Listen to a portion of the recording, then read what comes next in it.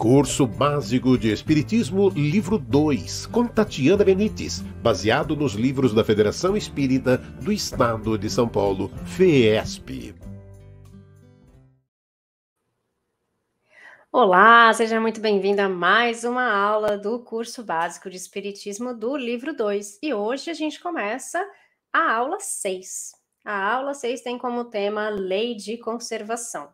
Lembrando que a aula é dividida em 3 partes e a primeira parte fala de instinto de conservação e meios de conservação. Então vamos lá, começando com instinto de conservação. O instinto de conservação é também uma lei da natureza, pois a vida no corpo físico é necessária ao aperfeiçoamento dos seres vivos. Sem este instinto, não suportariam as dificuldades terrenas, imprescindíveis à sua evolução.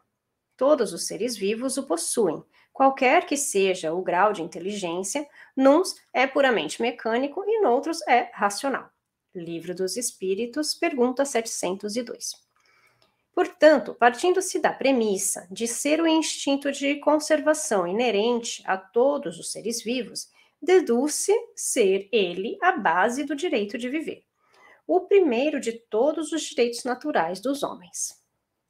Então, passamos para meios de conservação. A providência divina jamais deixa de proporcionar ao homem os meios de sua subsistência, uma vez que a própria natureza, é pródiga no que diz respeito às necessidades de conservação da vida material. Contudo, embora a terra ofereça condições para tal, o abuso, a negligência e o egoísmo do homem agridem de tal forma ao meio ambiente, acarretando prejuízos para si próprio e a coletividade. Consequentemente, o próprio homem é responsável quando há escassez de recursos, ao contrariar a lei divina que provê os meios de conservação da vida. Em conformidade com os desígnios de Deus, a terra produz e sempre produzirá o necessário para a manutenção de todos, mas é preciso que o homem trabalhe corretamente, sem abusar dos recursos que a natureza lhe oferece. Se ele não encontra à sua volta os meios necessários à sua subsistência, é por falta de compreensão. Deus não podia dar ao homem a necessidade de viver sem lhe dar também os meios.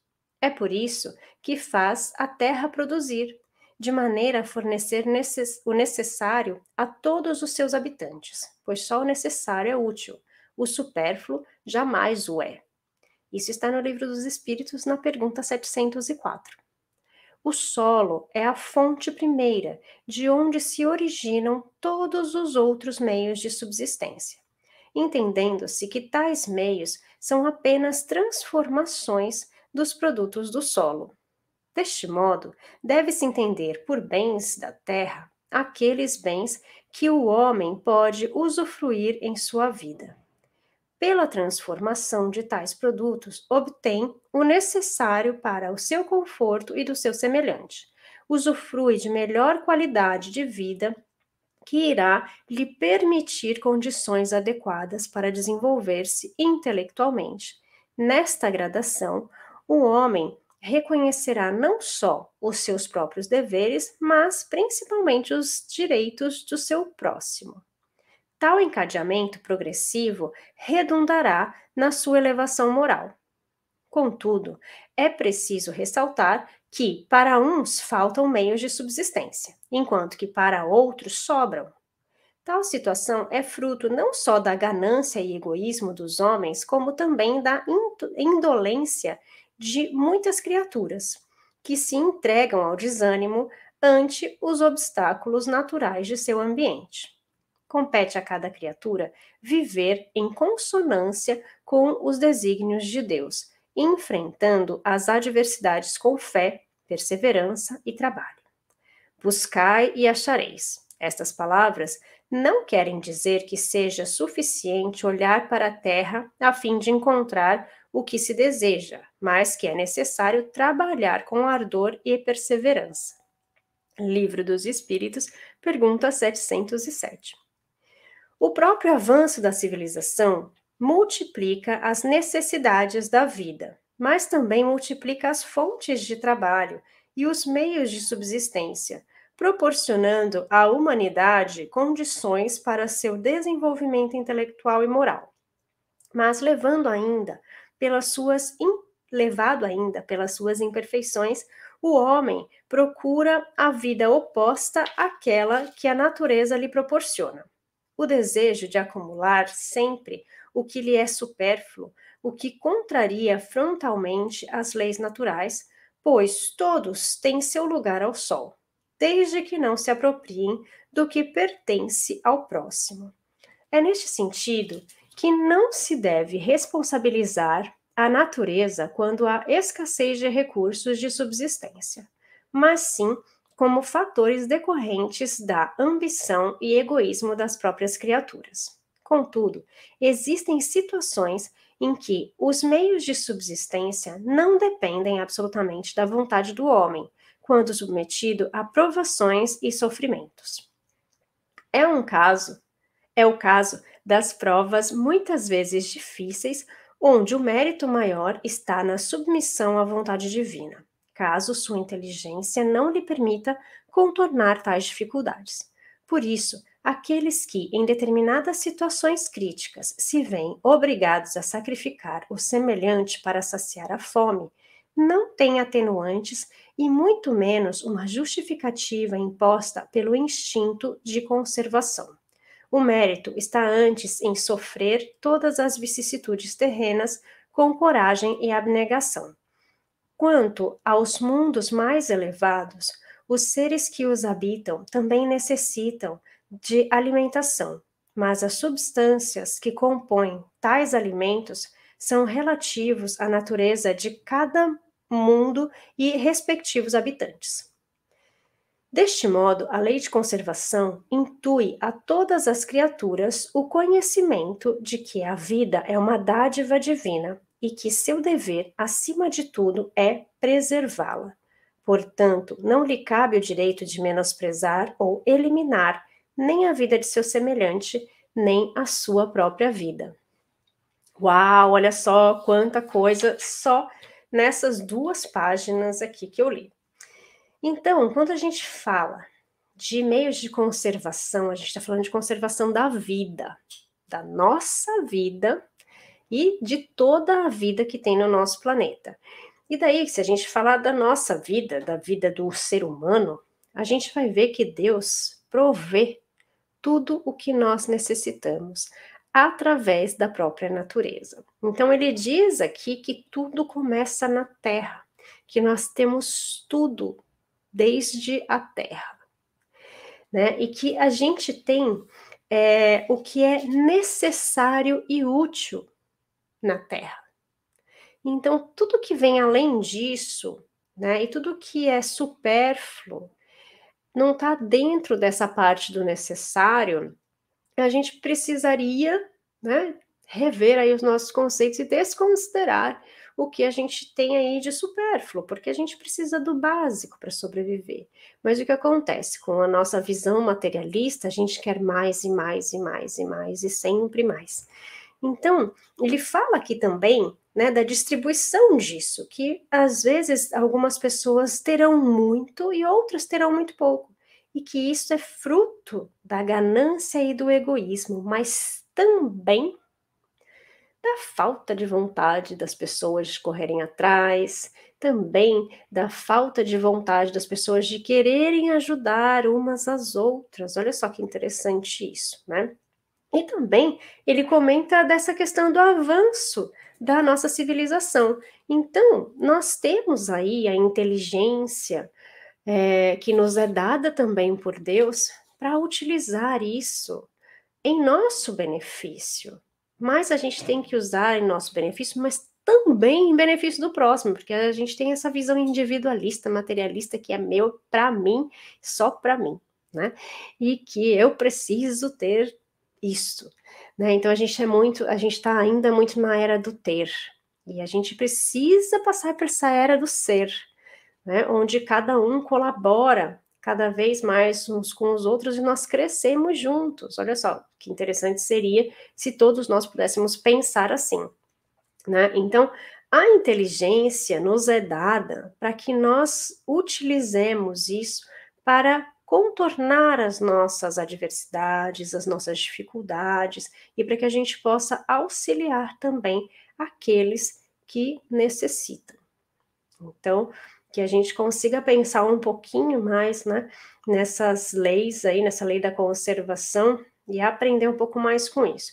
A gente continua ainda nessa parte, né? Vamos fazer a parte B dessa aula, que vai falar sobre o necessário e supérfluo e sobre as privações voluntárias e também sobre as mortificações.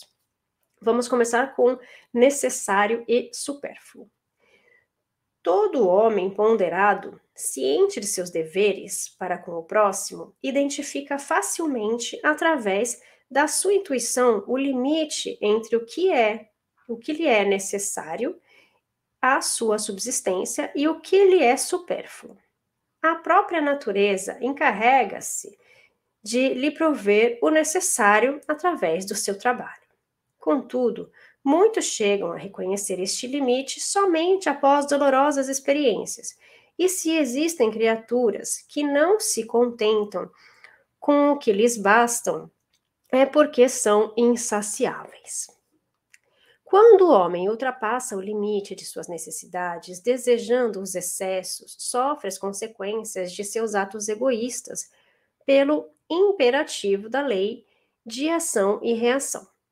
As doenças, a decadência, a própria morte, que são a consequência do abuso, são também a punição da transgressão da lei de Deus. Livro dos Espíritos, pergunta 714a. A ambição desmedida altera a constituição orgânica, propicia os vícios, cria necessidades fictícias, muitas vezes difíceis de serem satisfeitas, levando os homens a quedas morais irreversíveis. Aqueles que se apoderam avidamente de bens terrenos transgridem as leis divinas e, portanto, terão que responder pelas privações que houverem causado ao seu próximo. Os que vivem à custa das privações alheias exploram os benefícios da civilização em proveito próprio. Não têm de civilizados mais do que o verniz. Como há pessoas que não possuem da religião mais do que a aparência. Livro dos Espíritos, pergunta 717. Antes da gente passar para as privações voluntárias, vou comentar um pouquinho sobre essa parte aqui, né? Como eu falei na parte anterior, a gente ainda está na era do ter, na parte do ter. Então, eu preciso ter uma casa própria, eu preciso ter uma segunda casa, eu preciso ter um carro melhor, eu quero. Eu tenho, né? E às vezes isso é uma grande prova para todos nós, né? Quando a gente passa do limite, né, dessas necessidades, a gente começa a entrar nos excessos e a gente começa a ter muitas provas aí por causa do nosso egoísmo, né? Vamos lá ver, falar um pouco sobre as privações voluntárias. A lei de conservação obriga o homem a prover as necessidades do corpo, porque sem força e saúde torna-se impossível o seu trabalho. Portanto, não se pode censurá-lo quando procura o seu bem-estar, pois procurar seu conforto é uma conduta plenamente natural. Deus só proíbe o abuso quando se configura em uma transgressão à lei de conservação, quando se conquista algo à expensa de alguém ou que venha a debilitar suas forças morais e físicas. Há privações voluntárias, como, por exemplo, dos prazeres inúteis, que nada acrescentam ao progresso moral e intelectual. Tais privações têm o seu valor perante Deus, porque levam o homem ao desapego da matéria e lhe elevam o espírito. Do mesmo modo, há mérito também no ato de abster-se do necessário para dar aos que nada têm. Existem pessoas que, de acordo com a religião a que pertencem, privam-se voluntariamente dos prazeres da vida. Desde a antiguidade, povos mortificam-se no ascetismo, abstêm-se de certos alimentos, mutilam-se ou torturam o corpo, na certeza de que tais sacrifícios os ajudariam a elevar-se ante Deus. Mas é uma atitude desarrazoada. Que palavra é essa, gente? Qualquer que seja o seu pretexto ou disfarce, pois que prejudica a quem a pratica. Submeter-se a privações no seu trabalho pelos outros é a verdadeira mortificação, de acordo com a caridade cristã. Livro dos Espíritos, pergunta 721. Alguns legisladores houveram por bem proibir o consumo de certos alimentos, objetivando certamente a uma determinada finalidade e para maior credibilidade as suas leis apresentaram-nas como advindas de Deus. Entretanto, faz-se necessário esclarecer que ao homem é permitido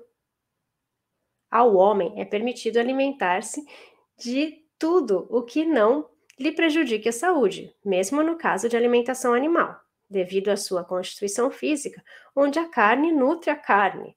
É dado ao homem a liberdade de nutrir-se ainda da alimentação animal, segundo o exige sua organização, a fim de conservar suas energias e sua saúde, para que possa cumprir a lei do trabalho.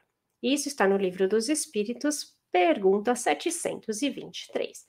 Paramos aqui um pouquinho para falar dessas privações voluntárias. Então, terão algumas coisas e algumas religiões e algumas escolhas e o nosso livre-arbítrio que podemos fazer para que possamos ter uma vida melhor. Sempre quando nós não iremos prejudicar a nós mesmos, nem prejudicar ao próximo, nós temos sim direito a essa liberdade de fazer as nossas escolhas, né? Então, nós devemos cuidar da nossa saúde. E acho legal aqui pontuar essa última parte, que ele fala da questão da comida, né? De como nós nos alimentamos também dos animais ainda hoje. É uma escolha de cada um. A gente não precisa ficar pregando que o outro precisa comer carne ou que o outro não deveria comer carne. Cada um faz a sua escolha e cada um tem esse direito, né? E as pessoas, algumas pessoas às vezes me perguntam por que os veganos, os vegetarianos e blá blá blá são mais adiantados, né? Nesse ponto. Aí eu pergunto, o que seria adiantado? Porque ele não come carne? Mas essa pessoa não come carne, mas ela trata bem as outras pessoas? Né? O adiantamento, gente, é sempre moral. Não adianta você deixar de comer carne e dizer que você é uma pessoa melhor se você não tem um adiantamento moral. Se você chega em casa e trata mal quem mora com você, ou trata mal as pessoas que não pensam como você. Né? Então, a gente tem que pensar que o nosso adiantamento não é pelo que você come, mas é por como você se trata e trata o próximo. Né? Então, lembrando que o nosso adiantamento moral é o primeiro passo. E, bom, falando agora da última parte dessa parte B aqui, mortificações. O mesmo ocorre em relação às mutilações operadas no corpo das criaturas ou dos animais. As leis de Deus não comportam o que seja inútil e nocivo. O que eleva a alma ao Criador são os sofrimentos naturais que visam ao bem-estar do próximo, ao invés de fustigarem inutilmente seus corpos, porque não trabalham antes em favor dos seus semelhantes. Que visitem o indigente, consolem o que chora, trabalhem pelo que está enfermo, sofram privações para o alívio dos infelizes, e então sua vida será útil e agradável a Deus. Livro dos Espíritos, pergunta 726. Sintetizando a orientação da doutrina espírita, em relação à lei de conservação, conclui-se que o instinto de conservação foi dado a todos os seres contra os perigos e os sofrimentos. E os espíritos orientam ainda a todos aqueles que desejam viver consoante as leis de Deus. Fustigai o vosso espírito e não o vosso corpo. Mortificai o vosso orgulho, sufocai o vosso egoísmo. E fareis mais pelo vosso adiantamento do que por meio de rigores que não mais pertencem a este século. Livro dos Espíritos, pergunta 727. Então, todas aquelas pessoas que se mutilam, que se punem, né? O que elas estão provando? O que elas estão ganhando com isso? Dor, sofrimento? Será que é isso que realmente Deus quer delas? Né? Aí ele coloca aqui, né, no Livro dos Espíritos, algumas coisas, né? Visita as pessoas que estão precisando, ajuda o indigente, conversa com as pessoas enfermas, com as pessoas que necessitam de auxílio. Isso vai te fazer muito melhor do que ficar se mutilando, não é? Então, que a gente consiga pensar um pouquinho mais nos nossos atos e o que a gente pode fazer para se sentir melhor. E então passamos para a nossa última parte, que é a parte do Evangelho segundo o Espiritismo. Provas voluntárias, verdadeiro cilício. Torturar e martirizar voluntariamente o vosso corpo é contrariar a lei de Deus, que vos dá os meios de se sustentar e fortalecer. Enfraquecê-lo sem necessidade é um verdadeiro suicídio. Usai, mas não abuseis de tal a lei. Isso está no Evangelho segundo o Espiritismo, no capítulo 5, na parte 26. Provas voluntárias. No que diz respeito às provas, poder-se-ia questionar se seria lícito, perante as leis divinas, as criaturas procurarem amenizar seus sofrimentos. Esta questão assemelha-se àquela em que se indaga se é permitido ao que se afoga procurar salvar-se, ao que se feriu em um espinho retirá-lo, e ao que está doente procurar ajuda médica. As provas a que os espíritos encarnados estão submetidos têm por objetivo exercitar a inteligência, a paciência e a resignação.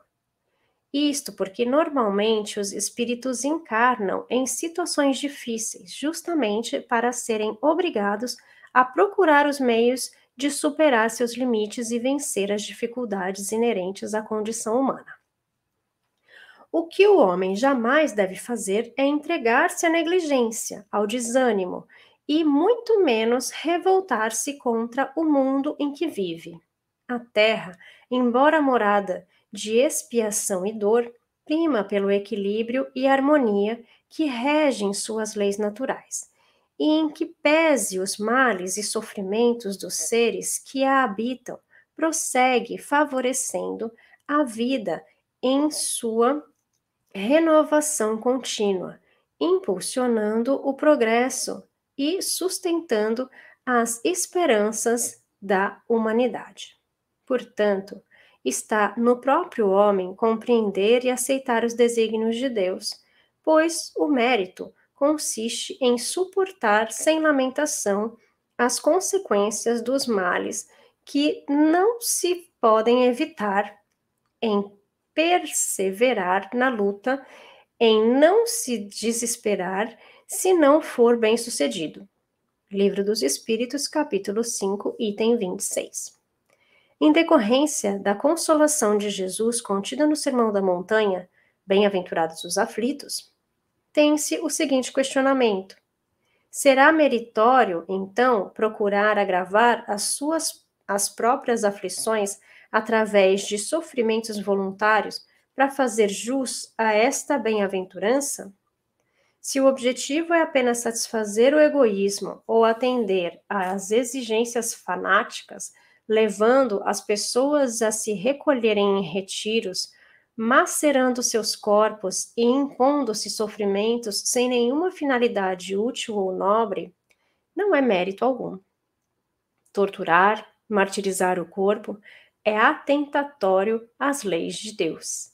E aqueles que enfraquecem seus organismos dessa maneira estão fadados a fracassarem em suas provas terrenas. Há mérito, porém, perante Deus, quando os sofrimentos e as privações voluntárias têm por objetivo o bem do próximo, porque é a caridade pelo sacrifício. Evangelho segundo o Espiritismo, capítulo 5, item 26. Assim, a bem-aventurança indicada por Jesus está condicionada não só ao sofrimento resignado, sem revolta, mas, acima de tudo, aquele sofrimento que se impõe para aliviar as dores do próximo. Os aflitos a que se refere Jesus são, portanto, os humildes, os arrependidos de seus erros e decididos a se regenerarem pela reforma íntima e pelo trabalho voltado para o amor e a caridade. O verdadeiro cilício. O verdadeiro cilício é aquele que se pratica em favor do próximo ao colocar seus próprios interesses e comodidades em favor do seu semelhante, num gesto de desprendimento e abnegação. Quando o homem impõe-se a si mesmo sofrimentos de qualquer espécie, com o objetivo de aliviar seu próximo, quando suporta frio e fome para aquecer e alimentar alguém necessitado, quando deixa seus aposentos para levar consolação a um lar aflito, quando vela à cabeceira de um doente, tudo isso representa o verdadeiro cilício abençoado por Deus. Vós, enfim, que usais vossa saúde na prática de boas obras, eis vosso cilício, verdadeiro cilício de bênçãos, porque as alegrias do mundo não secaram vosso coração. Isso, Livro dos Espíritos, não, Evangelho segundo o Espiritismo, capítulo 5, item 26 também. Pelo fato de o homem estar consciente dos seus sofrimentos, de que os sofrimentos são muitas vezes consequências de erros praticados em vidas passadas, não deve ver nisso motivo para não se condoer da dor alheia e não mostrar disposição para auxiliar o próximo. Pelo contrário, deve sempre intuir quais os meios que Deus lhes colocou à mão para suavizar o sofrimento do seu irmão, para consolá-lo e dar-lhe o amparo moral e material de que necessita. Assim, o verdadeiro cilício consiste no sacrifício que tem por finalidade o progresso espiritual. Mortificar o espírito e não o corpo significa combater o orgulho, aceitar as humilhações sem revolta, sufocando o amor próprio, eivando de orgulho.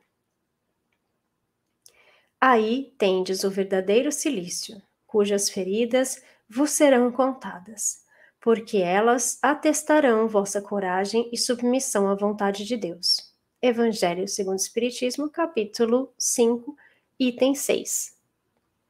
Aqui tem uma nota falando o que é o cilício, né? O cilício é uma pequena túnica, cinto ou cordão de crina ou de lã áspera, ou de arame fino eriçado de pontas que se traz sobre a pele para mortificação ou penitência, por extensão, tormento, martírio ou sacrifício voluntário. É tipo aquele chicote, né? Que as pessoas vão se batendo, eu acho. Não entendo nada sobre isso. Mas, olha só, né? No Evangelho, ele fala disso que a gente tinha acabado de falar aqui, do Livro dos Espíritos, né? Da questão das pessoas se punirem, das provas voluntárias, né? Delas imporem a elas essas provas, de causarem ferimentos nos seus próprios corpos, né? E aí ele fala que isso é considerado um suicídio também, né? Mesmo que demorado, né? Que mais lento. E que tormento, né? Que essas pessoas acabam vivendo por causa dessas crenças. Então, o que nós devemos condenar-nos seria a nossa parte moral. Então, eu achei legal essa última parte, que ele coloca que a gente tem que combater o nosso orgulho, aceitar as humilhações sem revolta, sufocar nosso amor próprio, porque assim a gente acaba aprendendo muito mais do que as dores físicas, né? E é por aí o nosso avanço. A gente precisa ainda trabalhar muito a nossa reforma íntima, a nossa reforma moral. Bom, fico por aqui, já falei bastante, e espero que essas lições aí sirvam para vocês e que a gente coloque sempre em prática. A gente se vê na semana que vem. Um beijo, fiquem com Deus. Namastê, namastate. Curso Básico de Espiritismo, livro 2, com Tatiana Benites, baseado nos livros da Federação Espírita do Estado de São Paulo, FEESP.